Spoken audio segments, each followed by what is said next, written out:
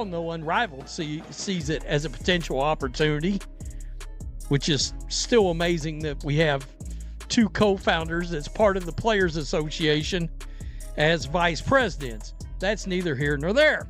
We all know that's a conflict of interest. Now we have the sports media coming right out and saying it 9 times. That's not a typo. So, get this. There's a new league called Project B. And get this. They're offering WNBA players 9 times their current salary to play overseas. It's not just talk either. Angel McCutchery, former MVP, is saying players are going to start wondering why they even bother with AW. Think about it. A 6-time All-Star could make $5 to $8 million for one season overseas versus their WNBA salary. That's a game changer. Video former MVP Angel McCutchery, she come right out and said, you're going to have women that are like, why even play in the WNBA? If I can make that much more money, what are we doing? Why are we even putting because in a player like her situation where she was like a 6-time All-Star, she's probably getting $5, $6, $7, $8 million to play over there for one season. So like, why risk it? Here's what makes this dangerous. The timing. Project B is launching at the exact same time as Unrivaled, end of the WNBA season through training camp, which is Unrivaled's whole business model. And get this, there's a potential exclusivity question. Unrivaled requires players to be exclusive during that 10-week window. So, what happens when Project B offers triple the money with different terms? Alyssa Thomas just answered that question. She's an Unrivaled player who just committed to Project B, which means she's not locked into a multi-year deal with Unrivaled. Going to disrupt the women's basketball ecosystem. It's just a matter of how much. Okay, it is a threat. You heard it right there. It's going to be really interesting. This is going to turn out to be one of the more interesting stories. Let's talk about what's not being said. This is huge. Angel replayed in Unrivaled's first season, but she's not coming back. Sabrina Ionescu was basically a co-founder, one of the league's biggest stars, and she's not coming back either. Add in Caitlyn Clark, who never played, Asia Wilson, who declined, and Paige Buckers, who's staying in college. That's the 5 most popular players in women's basketball, and none of them are playing an Unrivaled second season. You really think Project B didn't notice that pattern? Basketball League set to launch in November of 2026. Project B players will receive an undisclosed salary plus an equity stake in the league. Project B league officials have stated that 66 people will earn higher salaries than those currently offered in the WNBA, with a potential WNBA lockout. You have a great column out there on the ambitious plan of Project B. What's it mean for the W, though, Jay? It means a threat. It means a real serious threat because the WNBA has spent so many years, so many decades now as kind of the only game in town in terms of professional basketball in the United States that they were vulnerable. They were vulnerable to what the tech industry would call disruption. And what's crazy is Dan Devine just pointed out the WNBA has been ignoring this vulnerability for years. They were the only game in town for so long, they stopped thinking about competition. It's like tech industry disruption. First, Unrivaled came in, offering higher salaries and equity. Now, Project B is doing the same, but global and with even more money. The WNBA's monopoly on women's basketball is ending right now. To compete against the NBA, probably also impossible. But if I want to create a new league for women to play basketball in and take down the W, I could make the argument that all I have to do is offer a wild amount of money to, 10 players and then get everybody else to come in. What prevents somebody from just coming in and saying, fine, I'll give Caitlyn Clark $250 million up front and I'll build a whole league around her with these 10 stars and nobody's going to need the W. Man, I'm in with you. If we could find somebody to give us $250 million, we should do that ourselves and start a Think about it this way. You can't start a league to compete with the NFL. Impossible. Too much talent, infrastructure, and money needed. Same with the NBA. But women's basketball? All you need is enough money to convince 10 star players, and suddenly, you've got a league. The talent pool is concentrated enough that you can actually do this. And Project B apparently has the funding to make it happen. The 11th person on their bench is reportedly making $2 million. The 11th person on the bench. NBA doesn't let you do that. The PGA Tour doesn't let you do that, but the WNBA does. And as we've seen, many players will go overseas to make money outside of the regular WNBA season. Now, okay, I'm going to stop it right there, but that's going to be a very interesting piece of the CBA. Now, the CBA negotiation is about to get real messy. The NBA doesn't let players compete in other leagues during the season, but the WNBA has always allowed overseas play because players needed that income to survive.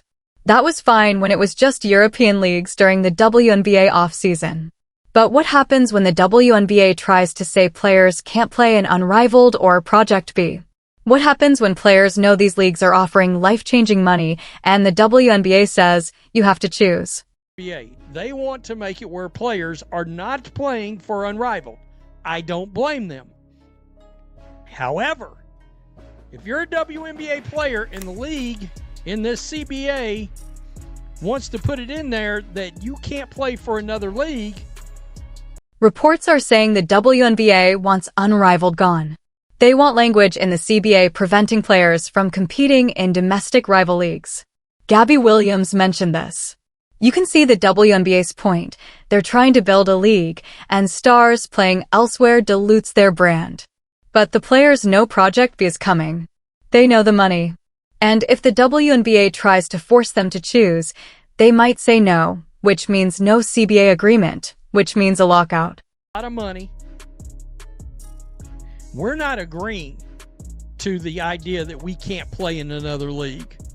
And what is that going to do to the CBA? Does that prevent them from coming to an agreement and leading to a lockout of some kind? So, let's break this down. Project B launches in November 2026. That's 20 months away. The current WNBA CBA expires after 2027, so negotiations are happening now behind closed doors, with Project B's money as leverage for every player. The WNBA is trying to restrict player movement while a league offering 9 times the salary is actively recruiting their talent. The Players Association has Unrivaled co-founders as VPs, a conflict of interest the media is finally talking about. Now you've got a potential four-way standoff. What's particularly complicated is Unrivaled already locked some players into multi-year deals. Alyssa Thomas isn't one of them, but players like Brianna Stewart are probably locked in. So, Project B can't get everyone. They don't need everyone, just enough star power to be credible. And with those salaries, they can make offers that are impossible to turn down. The timing of Angel leaving Unrivaled is interesting. She saw how it worked, knows the money, and chose not to come back. Maybe it's rest. Maybe it's focusing on the WNBA. Or maybe she's keeping her options open for Project B. Same with Sabrina. You don't walk away from Unrivaled unless you've got something better lined up, or you're preserving flexibility. Project B is also positioning itself as a global league, not just domestic. That changes everything. Unrivaled is Miami-based for 10 weeks. Project B is talking about international exposure, global audiences, and building a brand that transcends American basketball. For players who already play overseas, this just formalizes what they're doing, except with exponentially more money and equity. The WNBA's problem is they waited too long to pay their players fairly. The league just had a record-breaking season. Caitlyn Clark and Angel drove ratings and attendance. The players are watching the revenue grow while their salaries stay stagnant. Yes, the new CBA will increase salary, but it won't be 9 times current levels. It won't be $2 million for bench players. So, when Project B offers that kind of money, the WNBA can't compete on pure economics. What the WNBA does have is history, infrastructure, and American media exposure. Playing in the W means playing in front of American audiences, building your brand, and getting national TV coverage. That has value, but it only has value if the salary gap isn't so huge that players can't afford to care about those benefits. And right now, based on Project B's offers, that gap might be too big. The lockout scenario is real.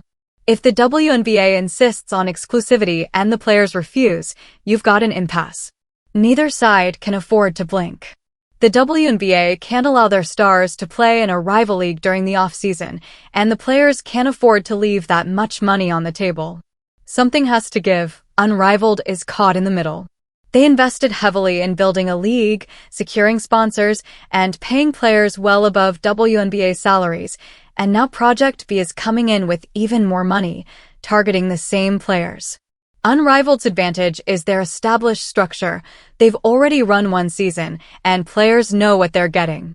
Project B is still theoretical, but if Project B delivers on these salaries, Unrivaled will struggle to keep their stars. The other factor nobody's talking about is sustainability. Can Project B actually afford to pay these salaries long-term? Are they venture capital funded with a 3-year runway, planning to burn money to establish market position and then pull back, or do they have legitimate long-term funding? Because if it's the former, players might make a fortune for a few years and then watch the league fold, which is still a win for the players. Bank $8 million a year for 3 years? That's $24 million, generational wealth for most WNBA players. The WNBA's nightmare is that Project B succeeds even partially. Even if Project B only lasts 3 years, it resets salary expectations across the entire ecosystem. Once players know they can make $2 million, $5 million, $8 million, they're never going to accept WNBA salaries that max out in the low 6 figures. The market gets permanently disrupted, and the WNBA either has to match those salaries or accept that they're a developmental league for players who then leave for bigger money elsewhere. So, where does this end? Honestly, nobody knows. We're watching a market correction happen in real time. The WNBA underpaid players for decades because they could. Now, competition is forcing them to confront that reality. Project B might succeed. It might fail. It might exist for a few years and then disappear. But the impact is already happening. Players know their value. They know what the market will bear. And they're not going back to accepting less just because the WNBA says that's what the league can afford. The power dynamic has shifted, and it's not shifting back.